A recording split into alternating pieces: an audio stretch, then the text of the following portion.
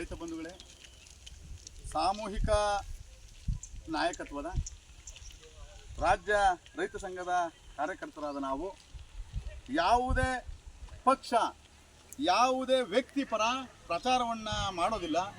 26/4/24ನೇ ದಿನಾಂಕದಂದು ನಡೀತಕ್ಕಂಥ ಲೋಕಸಭಾ ಚುನಾವಣೆಯಲ್ಲಿ ಯಾವುದೇ ಪಕ್ಷ ಅಥವಾ ಯಾವುದೇ ಒಂದು ವ್ಯಕ್ತಿಯ ಪರ ಪ್ರಚಾರವನ್ನು ನಡೆಸೋದಿಲ್ಲ.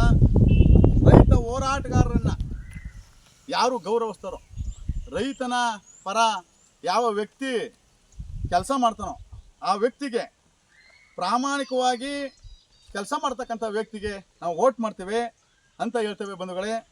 ಹಾಗೆ ನಮ್ಮ ತಾಲೂಕಿನಲ್ಲಿ 25,000ಕ್ಕೂ ಹೆಚ್ಚು ನಮ್ಮ ಸಾಮೂಹಿಕ ನಾಯಕತ್ವದ ಕಾರ್ಯಕರ್ತರಿದ್ದು, ನಾವೆಲ್ಲ ಒಂದು ಪ್ರಾಮಾಣಿಕ ವ್ಯಕ್ತಿಗೆ ನಾವು ವೋಟ್ ಮಾಡ್ತೇವೆ.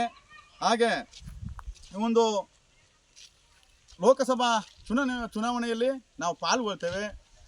ಆ ಚುನಾವಣೆಯ ದಿನವನ್ನು ಯಶಸ್ವಿಗೊಳಿಸ್ತೇವೆ. ಒಬ್ಬ ಪ್ರಾಮಾಣಿಕ ವ್ಯಕ್ತಿಗೆ ನಾವು ವೋಟನ್ನು ಮಾಡ್ತೇವೆ ಅಂತೇಳಿ ಹೇಳಕ್ಕೆ ಇಷ್ಟಪಡ್ತೇವೆ. ಎಲ್ಲರಿಗೂ ನಮಸ್ಕಾರ. ಸಾಮೂಹಿಕ ನಾಯಕತ್ವ ಗುಂಡ್ಲುಪೇಟೆ.